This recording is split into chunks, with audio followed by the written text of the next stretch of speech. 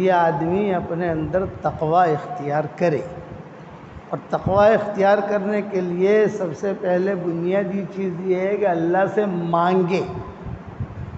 اس لیے حضور صلی اللہ علیہ وسلم نے تقوی مانگا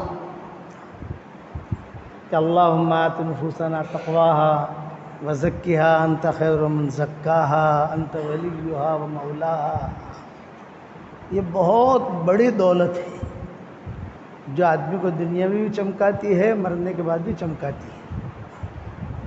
آل ان ون ہے یہ۔ کوئی بھی کام کریں تو تقوی ہوگا تو وہاں پر جو کہا دیا جائے گا کہ اوکے، تقوی نہیں ہوگا تو پھر وہاں وہ چیز رد کر دی جاتی ہے، یا پھر اللہ اپنے فضل سے قبول کر لے، وہ اس کا قانون الگ ہے۔ ہماری شرط ہے کہ آپ تقوی لے کر آؤ، اور بغیر ایمان حقیقی کی یہ چیز نہیں ملتی۔ وہ اندر ایک نور ہوتا ہے، وہی نور آدمی کو لے کے چلتا ہے۔